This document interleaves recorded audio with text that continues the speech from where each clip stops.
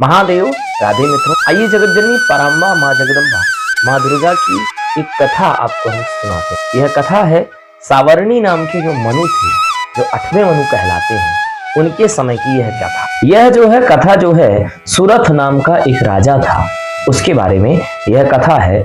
वह अपने प्रजा का पालन कर रहा था अपने पुत्रों के समान। तो उसके ऊपर ओला विध्वंस नाम के क्षत्रियों का आक्रमण हो जाता है और आक्रमण होने के बाद वह अपने राज्य को हार जाता है और हार जाने के बाद वह एक घोड़ा लेता है।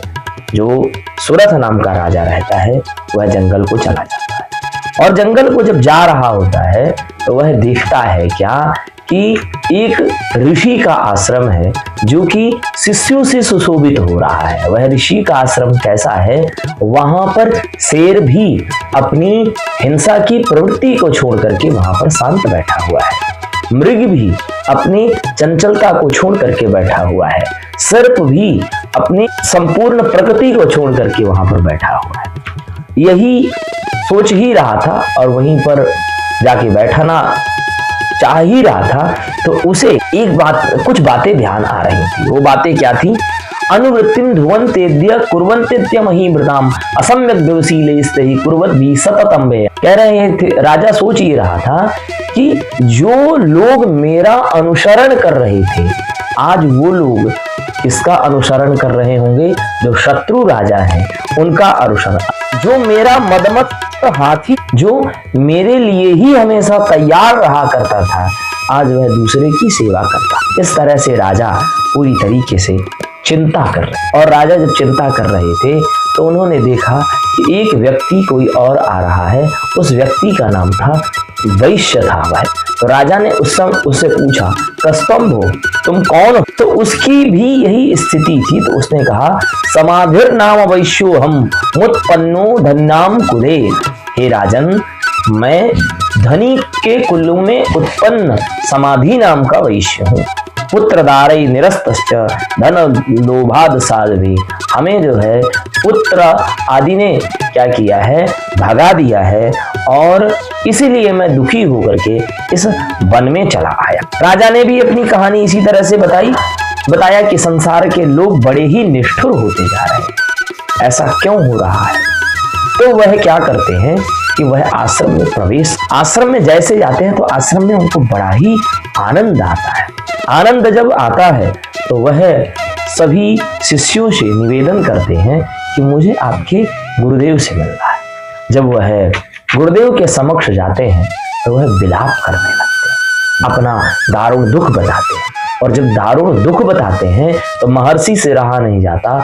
महर्षि ने कहा, आप लोगों का इसमें कोई दोष नहीं। यह जो आप जो देख रहे हैं, ज्ञान अवस्थे समस्तस्य जंतोर विषय गोचरे विषयश्च महाभाग याति चैवम पृथक पृथक। यह जो आप जो देख रहे हैं, संपूर्ण जीव जंतु, इसको चलाने वाली एक कोई शक्ति है जिसका नाम है माँ दुर्गा। माँ दुर्गा को ही आप प्रकृति कह लीजिए। प्रकृति पुरुष यानी आपकी आत्मा, पुरुष यानी आपकी आत्मा, जिसे आप परमात्मा भी कह लीजिए। और प्रकृति यानी माँ दुर्गा, प्रकृति यानी माँ पार्वती, जिसका विवाह किससे हुआ? भगवान श्याम सदा। तो उन्होंने कहा कि देखो, ऐसी बात है कि यह तुम नहीं कर रहे हो, यह कर कौन रहा है? यह स्वयं करवाने वाली वह प्रकृति स्वरूपा जो आदि शक्ति है वह है।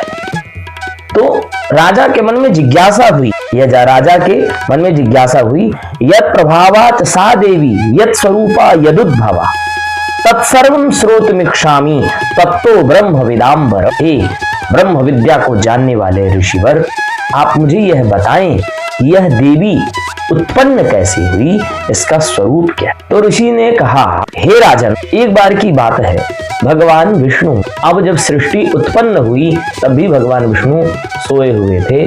और उससे पूर्व जब सृष्टि का जब प्रलय आ जाता है तो भगवान विष्णु एक बट के पत्र में अपना अंगूठा चूसते हुए छोटे बच्चों की तरह करार विंदे नपदार विंदम मुखार विंदे विनिवेशयंतम पटस्य पत्र सपुटे शयानम बालम मुकुंदम मनशास्मरा।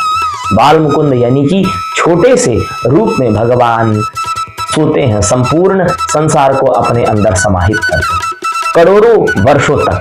और उस समय अगर कोई रह रहा होता है तो उस समय संसार में केवल भगवान के ही अंशावतार मार्कंडेय रह रहे हो। तो मार्कंडेय ने ही यह बताया हो। तो मित्रों आपको बताऊं, यह जब उत्पन्न होता है, जब उत्पन्न हुआ जगत, तो भगवान ब्रह्मा के सत प्रयास से संपूर्ण सृष्टि की उत्पत्ति हुई। जब संपूर्ण सृष्टि की उत्पत्ति हुई तो पूरी सृष्टि जलमग्न थी। भगवान विष्णु के या कान से दो राक्षस निकलते हैं। कौन कौन से राक्षस निकलते हैं? तदा द्वावसुरौ घोरौ विख्यातौ मधुकैटभौ विष्णु कर्ण मलोद्भूतौ हंतुम ब्रह्मांडमुद्यतौ। वह दो राक्षस निकले जिनका नाम था मधु और कैटभ, और निकलने के बाद भगवान ब्रह्मा को मारने के लिए उद्यत हुए। और जैसे ही मारने के लिए उद्यत हुए तो वहां पर भगवान ब्रह्मा अपने आप को पाते हैं कि मैं अकेला ही हूं, मुझे ये तो खा जाएंगे। तो तुरंत उन्होंने जगत जननी पराम्बा जगदम्बा माँ दुर्गा, माँ महिषासुर मर्दिनी की वहां इन्होंने स्तुति की है। क्या स्तुति की है? विश्वेश्वरीं जगद्धात्रीं स्थितिं संहारकारिणीं निद्रां भगवतीं विष्णु अतुलां तेजस प्रभु। कह रहे हैं विश्वेश्वरीं, विश्व की तुम ईश्वरी हो और जगत को तुम धारण करने वाली हो, और यह जो संपूर्ण संसार है यह तुमसे ही है। विष्णु का तुम तेज हो, तुम ऐसा करो हे माँ, तुम ही स्वाहा हो, तुम ही वखटकार हो, तो तुम ही संध्या हो, आदि आदि प्रकार से स्तुति की है। तब भगवान की जाकर के उस प्रकृति यानी समझ लीजिए आपकी इच्छा, आपके अंदर पढ़ने की जो इच्छा जग रही है, यह आपके अंदर जो मन जो आपको करवा रहा होता है, बुद्धि आपको जिस तरफ ले रही होती है, वही क्या है? प्रकृति है। जिसे कहते हैं हम, हमारी प्रकृति इस तरह से नहीं है हम तुम्हारे को परेशान करें, यह बोलते हैं ना जर्नली समाज में। तो यही वो प्रकृति है। स्तुति की भगवान ब्रह्मा ने, और ब्रह्मा जी ने जब स्तुति की तो भगवान निद्रा से जगे, और निद्रा से जगने के बाद देखिए यहाँ दो चीज कहा। यहाँ पर भगवान जगते हैं और देखते हैं कि यहाँ दो राक्षस प्रकट हुए हैं। कौन? मधु और कैटभ। और मधु और कैटभ कहते हैं वर मांगो। तो भगवान ने पहले तो कुछ नहीं कहा। पहले क्या हुआ? युद्ध हुआ, और युद्ध होने के बाद भगवान कहें कि ये तो सृष्टि में भी बहुत ज्यादा समय जा रहा है, क्योंकि पंचवर्ष सहस्राणी, पंचवर्ष मतलब 5000 वर्ष बीत चुके थे। बाहु प्रहरणों विभु, बाहु से मल्ल युद्ध चलता रहा भगवान का। और जब ऐसा हुआ तो क्या हुआ कि भगवती प्रकृति को आदेश दिया भगवान विष्णु ने कि इनके बुद्धि में प्रवेश करो और इनका दिग्भ्रमित करो। तो जब प्रकृति ने प्रवेश किया और उनसे बुलवाया कि तुम वर मांगो, भगवान विष्णु से उन्होंने कहा कि मैं तुमसे प्रसन्न हूं, तुम मुझसे वर मांगो। तो भगवान विष्णु की यही तो चाल ही थी, यह वर मांगे। तो एक ने सोचा कि हम वर मांग लेते हैं क्योंकि यहाँ तो पूरा जल है, तो अब पर लेकिन एक शर्त ये रखी कि मुझे कहीं भी मारोगे तो तुम जो है जल में नहीं मारोगे, ना स्थल में मारोगे, ना कहीं तुम मारोगे। तो भगवान ने कहा हाँ बहुत अच्छी बात है। भगवान ने जघने शीर्षी तयो हो, उन दोनों राक्षसों का, मधु और कैटभ का कहाँ रखा सर? अपने जंघे में रखा, और जंघे में रखने के बाद भगवान ने सर उनका काट दिया है। ये जो प्रकृति है वही आपको हमें चला रही है। तो मित्रों, जगत जननी पराम्बा जगदम्बा ही हमारे मन को चलाती हैं। आप इसकी उपासना करें। यह माया है, यह शक्ति है। जगत जननी पराम्बा जगदम्बा की आप उपासना करेंगे, आपका संपूर्ण लक्ष्य सिद्ध हो। तो मित्रों, आपके स्वभाव में जो है वो है जगत जननी पराम्बा ही है। आप नित्य प्रति एक दीपक जलाएं और उसमें घी डाला हुआ दीपक जलाएं। ओम ऐं ह्रीं क्लीं चामुंडाय विद्महे, इस मंत्र से जप करके भगवती को प्रसन्न करें नवरात्रि के समय, और दुर्गा जी का पाठ करते रहें। महादेव राधे। मित्रों, मेरे चैनल को लाइक शेयर करते रहें।